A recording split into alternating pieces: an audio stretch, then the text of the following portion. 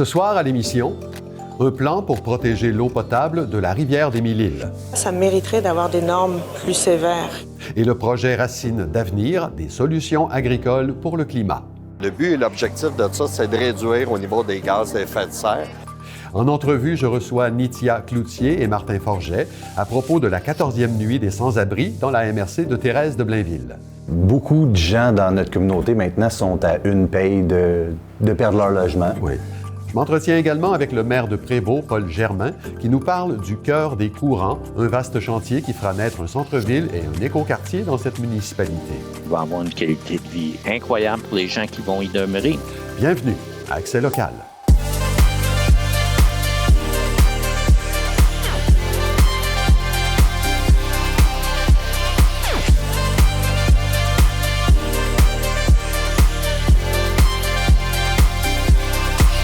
Mardi 15 octobre 2024, bon début de soirée, c'est Claude Desjardins en compagnie de Clara Matéjonet. Bonsoir Clara. Bonsoir Claude. Clara, il y a un nouveau projet qui vient d'être lancé qui est destiné à protéger l'eau potable de la rivière des Mille-Îles. Vous avez assisté à l'inauguration officielle.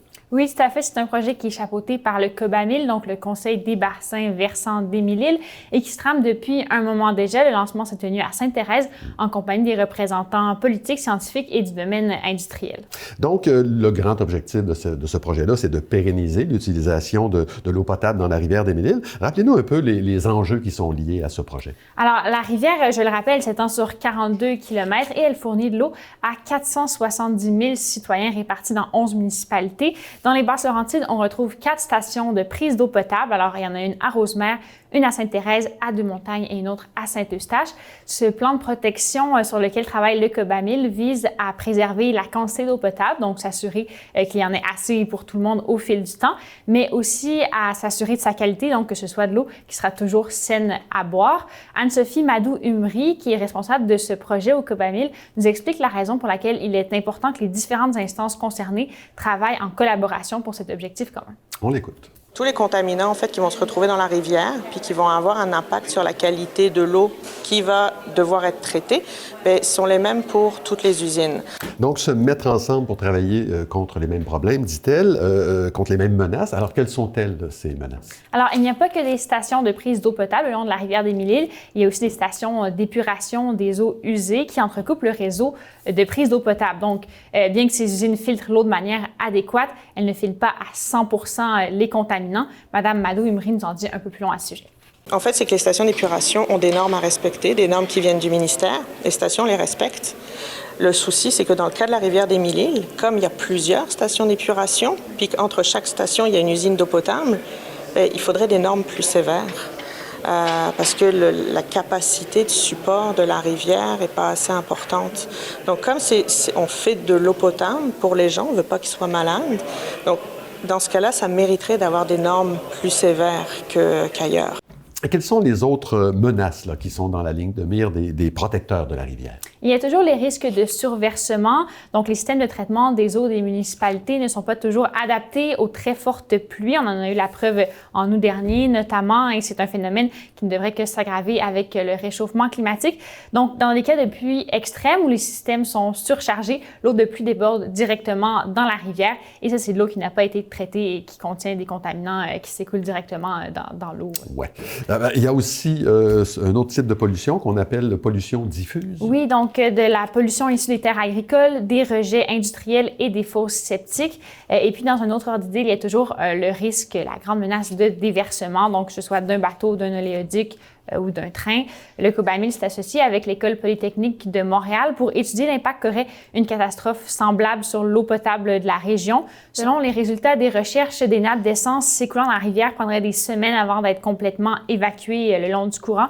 On écoute à ce propos Mme Madou-Umri.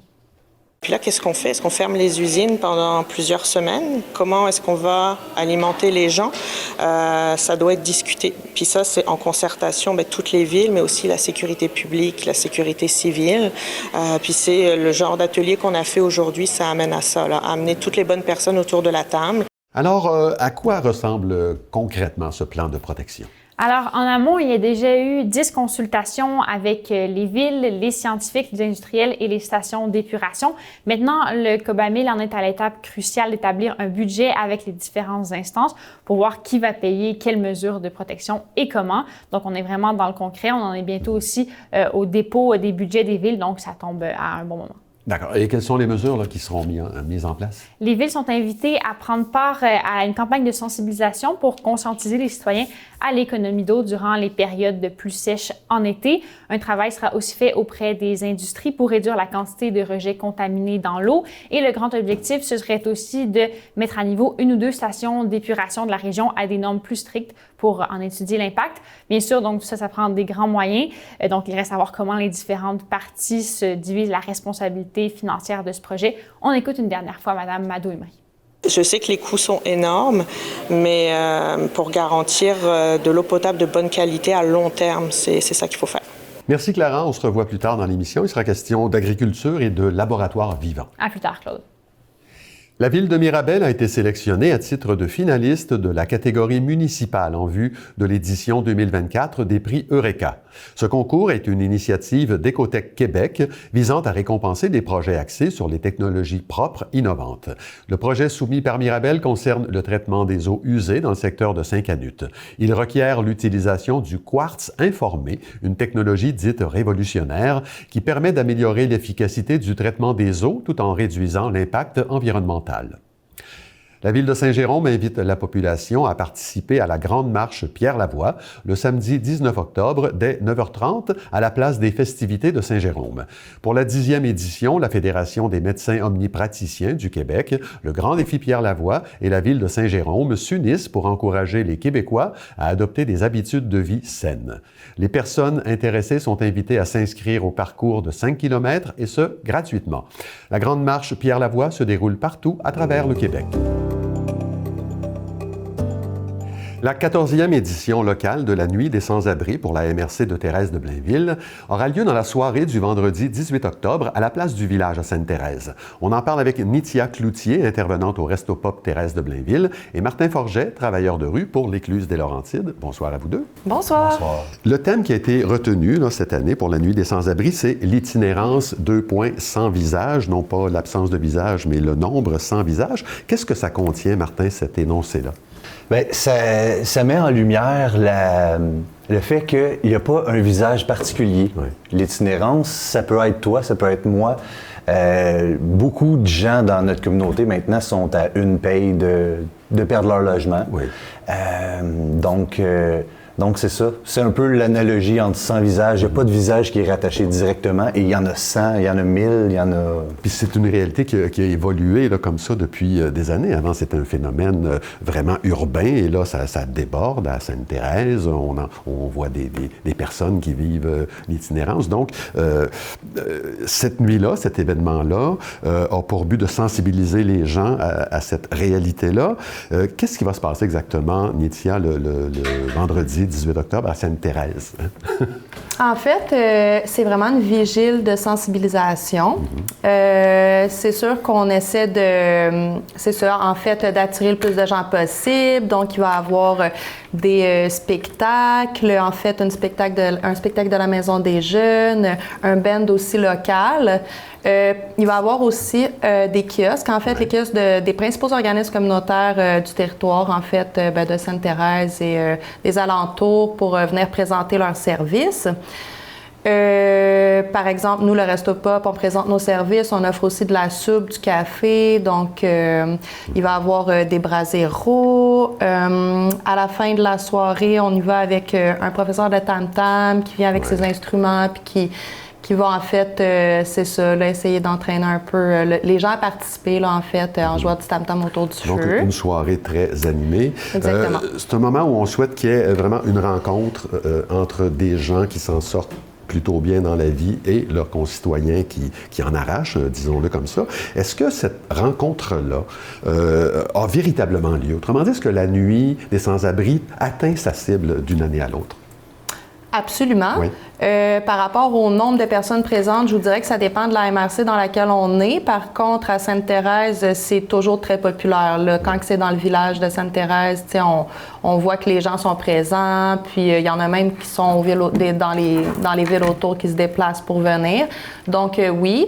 Puis la rencontre en tant que telle, c'est sûr que les personnes en situation d'itinérance aiment beaucoup participer à cette nuit-là.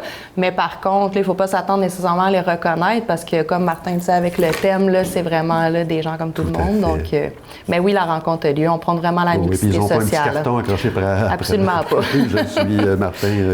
Exact. C'est un événement, Martin, on l'a dit, de sensibilisation à la pauvreté, à la désaffiliation sociale et à l'itinérance. Je le dis comme ça parce que c'est formulé comme ça dans vos outils de communication. Est-ce que ces mots-là sont placés dans cet ordre précis pour une raison là, particulière?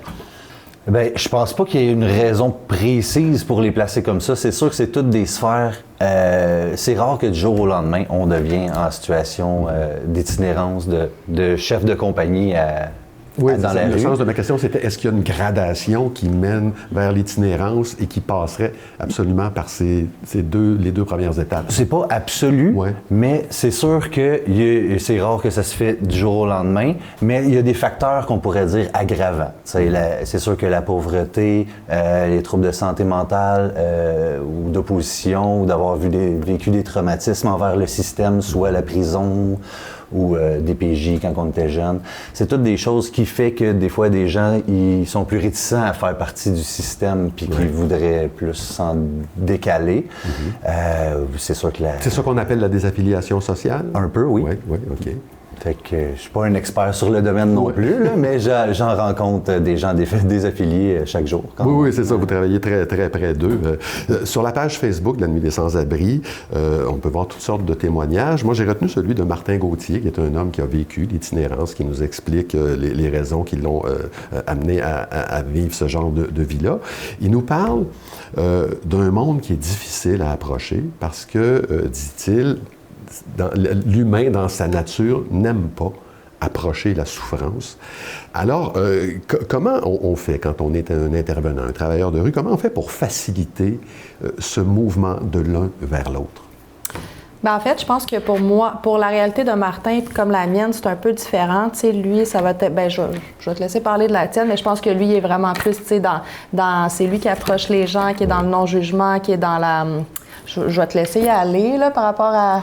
Bien, c'est ça, l'approche du travail de rue, c'est vraiment d'aller vers, créer des liens avec des gens qui ne sont pas rejoints par les autres services. Fait que c'est pas seulement avec l'itinérance, mais c'est ça. C'est une belle approche pour les gens souvent qui sont en situation d'itinérance. Parce que, dans le fond, c'est le respect du rythme, conserver la dignité de la personne, peu importe. J'ai pas de mandat directement, à part que de les accompagner vers un mieux-être. Fait que souvent, ça va... C'est jamais sans pression, là. Puis je pense que toi aussi, tu vas comme fréquenter des milieux un peu moins fréquentés, justement, pour essayer de rejoindre le plus possible les personnes isolées. Tandis que nous, on a vraiment un lieu physique où est-ce qu'on travaille, donc les gens vont venir vers nous, au contraire de Martin. Fait que ça fait qu'on rejoint sensiblement des fois... Bien, on travaille beaucoup avec le même type de clientèle, mais qu'on peut rejoindre des personnes sensiblement différentes. Comme moi, j'ai de plus en plus là, de nouveaux arrivants, en fait, qui arrivent puis qui se retrouvent dans cette situation-là par manque de points de repère, etc. J'ai souvent des familles aussi avec plusieurs enfants qui justement perdent un travail ou même souvent, ça peut être des hommes qui vivent une rupture amoureuse, qui vont se ramasser du jour au lendemain sans logis parce qu'ils quittent le domicile familial, etc. J'avais envie de vous demander en terminant, qu'est-ce qui est plus difficile, approcher la souffrance ou se laisser approcher quand on souffre?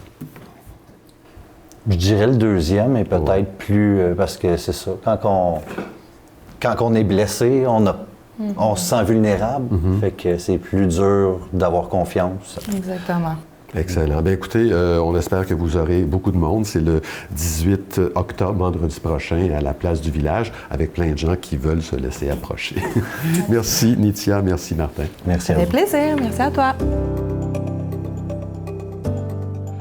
La Ville de Sainte-Thérèse a remis des bourses de soutien aux athlètes et aux artistes de la relève de cette municipalité lors de la séance du conseil municipal du 7 octobre dernier.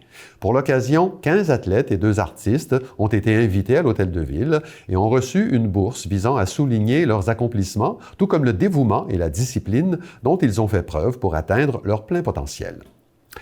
Les gagnants de la 35e édition du concours de photographie Rose-Mère en fleurs ont été dévoilés dans le cadre d'une cérémonie organisée au Centre communautaire Mémorial le 9 octobre dernier. Cette compétition avait pour objectif de reconnaître les efforts d'embellissement horticole des Rose-Méroises et Rose-Mérois. Dans le cadre de ce concours, les participants étaient invités à soumettre une photo de leur aménagement dans l'une des catégories proposées, soit façade fleurie résidentielle, petits coins attrayants, action environnementale, jardin potager, cour arrière, floral, pollinisateur en action sur une plante et sauvegarde du monarque. Le cœur des courants, c'est le nom que l'on donne à ce quartier qui sera aménagé d'ici 2035 à Prévost, là où se trouvait auparavant le golfe de Shawbridge. Ce faisant, la ville entend se donner un centre-ville qu'elle préfère désigner sous l'appellation de centre-vie. Le maire de Prévost, Paul Germain, est avec nous pour en parler. Bonsoir, Monsieur Germain. Bonsoir, Claude. Merci de nous donner l'opportunité de parler de ce beau projet qui est un projet, je crois, qui va être rassembleur pour la communauté prévôtoise. Bien, ça nous fait extrêmement plaisir. Mais dites-moi d'abord, tiens, quelle est la différence entre un centre-ville et un centre-vie? Bien, écoutez, c'est une très bonne question. L'idée, c'est de créer non seulement un espace de vie résidentielle, mais aussi avoir des commerces de proximité, avoir un grand parc. On parle d'un parc avec des sentiers, avec un immense agora où on va pouvoir faire des spectacles. Donc, ce centre-ville qu'on est en train d'imaginer, de co-construire avec nos citoyens, bien, et ça va être aussi un lieu de vie. Donc, il va avoir une qualité de vie incroyable pour les gens qui vont y demeurer, mais aussi ça va être un point d'attraction pour tous les Prévostois pour aller prendre des marches, assister à un spectacle, se détendre et profiter de la vie. C'est là aussi qu'on va retrouver la nouvelle bibliothèque, si je ne me trompe pas. Il y aura l'école secondaire aussi? Oui, la nouvelle bibliothèque va être à proximité de l'ancien golf, mais pas directement sur le golf. L'école secondaire, dont on attend toujours l'annonce, devrait occuper une bonne partie de cet endroit. Et c'est ce qui va contribuer aussi à en faire un pôle. L'école secondaire, là, c'est vraiment un élément important de ce quartier. Tout à fait. Bon, le taux d'inoccupation des logements est de 0% en ce moment là, à Prévost. Donc, 650 unités de logements, là, si ce chiffre-là n'a pas bougé, ça constitue en soi une excellente nouvelle. Ça veut dire, pour vous, pour la Ville, des revenus de taxation supplémentaires, évidemment, mais vous y voyez aussi un impact positif sur le plan de la communauté. Expliquez-moi ce que ça veut dire, ça. Ben, écoutez, je pense que Prévost est trois villages fusionnés qui sont un peu désarticulés. Donc, en créant un centre-vie, un endroit rassembleur, ça va aider toute la communauté à se rassembler, à tisser des nouveaux liens. Aussi, en intégrant au niveau urbanistique l'école, la bibliothèque et plusieurs de nos services dans ce périmètre-là, on vient créer vraiment un pôle intéressant. On parle de quel type de logement exactement? Écoutez, il va y avoir une mixité des logements. C'est sûr qu'à travers les chiffres qu'on a, il y a de plus en plus de personnes qui vivent seules. On a besoin de place pour nos aînés. Il y a beaucoup d'aînés à Prévost qui ont des grandes maisons, qui veulent les vendre et on doit les exporter vers d'autres villes. Donc, nous, on veut les garder à Prévost. Il y a aussi nos jeunes familles, nos jeunes couples qui trouvent pas d'endroit où vivre à Prévost parce que vous comprenez que les maisons sont très chères. Fait qu'en créant différentes grosseurs de logements, différents types de propriétés, et puis même on veut créer du logement abordable dans cet endroit-là, bien, on va permettre à tout le monde de profiter de notre belle ville. Ça peut amener combien de nouveaux citoyens à Prévost, ça? Est-ce qu'on a déjà une approximation? Ben, écoutez, normalement, c'est environ 2,2 par logement. On parle pour le Golfe Sud qu'on appelle environ 450 logements. Pour le Golfe Nord, un potentiel de 200. On est en co-construction avec les citoyens, donc ça sera peut-être un petit peu plus, un petit peu moins. Mais donc, ça fait au-dessus de 1000 personnes supplémentaires. D'accord. Là, on parle d'un éco-quartier. C'est un très joli mot. Qu'est-ce que ça veut dire, ça, exactement? Ah, ça veut dire plein de choses. Écoutez, on peut parler en partant de la gestion des eaux de pluie. Donc, il va y avoir, les rues vont être bordées par des bassins de biorétention. Donc, l'idée, c'est de gérer nos eaux de pluie sur place. On va maximiser les stationnements souterrains. Donc, 75% des stationnements vont être en sous-sol. Donc, on ne veut pas créer d'îlots de chaleur.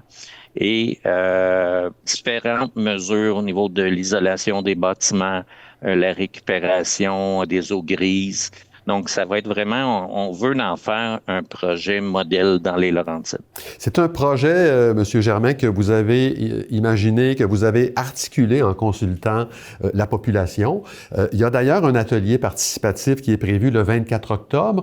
De quoi on va jaser le 24 octobre? Ah ben, on continue. Il y a déjà eu un premier atelier et on va continuer là, à réfléchir sur les dispositions urbanistiques pour notre quartier central. Donc, on veut avoir le point de vue des citoyens. Nous, on a des idées, mais je pense que c'est bon de les tester avec les citoyens. C'est bon aussi d'être à l'écoute parce que l'intelligence collective, là, des fois, ça nous amène complètement ailleurs.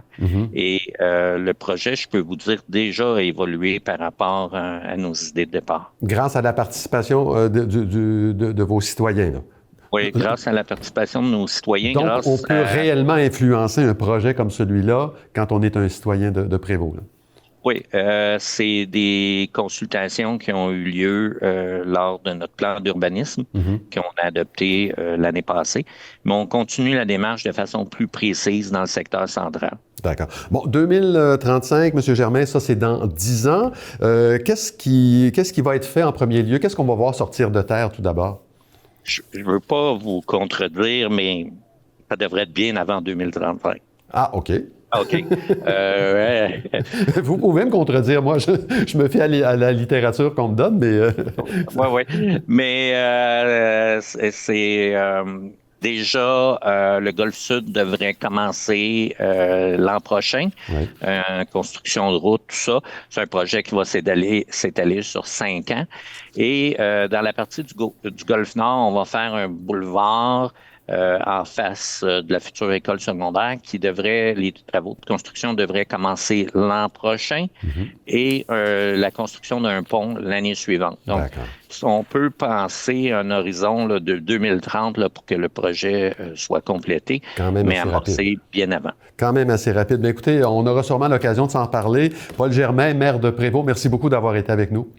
Oui, puis bonne soirée à tous. Bonne soirée. On est de retour avec Clara Maté-Genet. L'Union des producteurs agricoles et Agriculture alimentaire Canada viennent de lancer une nouvelle branche là, des projets laboratoires vivants. Ça concerne notre région. Vous étiez sur place. Oui, Claude, exactement. En fait, je vais laisser tout de suite Martin Caron, qui est président général de l'UPA, nous expliquer ce que c'est ce programme de laboratoire vivant.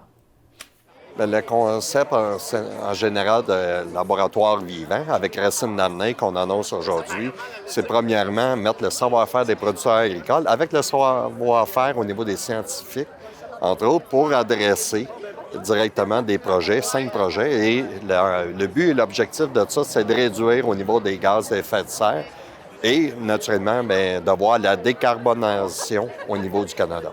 Dans le projet qu'on annonce aujourd'hui, on a déjà eu une phase 1 qu'on a travaillé avec les producteurs, puis c'est sûr qu'il y a une complicité qui s'est faite entre les producteurs, les chercheurs et les conseillers qui sont sur le terrain, qui pratiquent directement au niveau de les fermes, parce qu'il faut expliquer que les fermes c'est des laboratoires en soi, parce que bien souvent, quand on cultive la terre ou avec les animaux, ou tout avec la biodiversité, donc ça permet d'aller plus loin. Il y a 76 entreprises agricoles qui sont investies présentement dans ce projet-là. On rajoute là-dessus 34 activités de recherche qui sont là.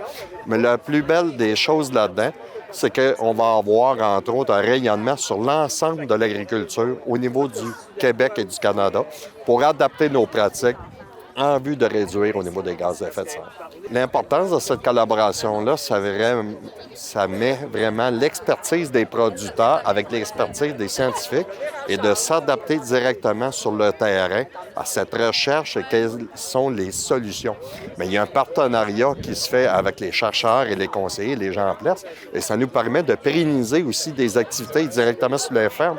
Et en plus de ça, d'utiliser des producteurs agricoles pour valoriser ou pour servir de vitrine face à d'autres producteurs qui voudraient faire des ajustements ou voudraient adapter leurs pratiques à leur ferme. Le projet Racines d'avenir, qui va s'étendre jusqu'en 2028, a reçu un financement pouvant aller jusqu'à 8,9 millions de dollars dans le cadre du programme Solutions agricoles pour le climat. Il se divise en 5 cellules de recherche sur la gestion et la fertilisation des sols, la gestion des lisiers, l'alimentation des ruminants, l'agroforesterie et l'aménagement des cours d'eau, ainsi que la réappropriation du savoir et la restauration écologique du foin d'odeur, un projet de recherche mené en partenariat avec la Nation Wabanaki. Durant la matinée, les différentes intervenants ont participé à des ateliers détaillant les spécificités de chaque cellule de recherche. Comme nous l'avons dit plus tôt, les fermes de la région participent à ce projet. Frédéric Allary, propriétaire de la ferme Raymond Allary et Fils à Sainte-Sophie, nous explique ce qui l'a poussé à accueillir ce laboratoire sur ses terres. Ici, on est sur une ferme laitière, ferme Raymond Allary et Fils. Je suis la 4e génération. Il y a déjà une 5e génération qui est prête à prendre la relève. 100 ans d'existence, principalement en production laitière, grande culture. Puis on fait la transformation de fromage depuis plus de 20 ans maintenant. Nous, on est très proche de notre clientèle, c'est de la vente directe de nos fromages. Puis on est certifié biologique depuis plus de 30 ans. Puis on s'apercevait que les clients, ce qu'ils recherchent, c'est surtout l'éco-responsabilité, l'achat local. Puis on se demandait ce qu'on pouvait faire de plus. Puis d'où là, le bilan carbone avec mon conseiller agro est arrivé. Donc, je trouvais une belle opportunité là de faire mon bilan carbone. Puis avec le bilan carbone, on avait accès aux cellules de recherche.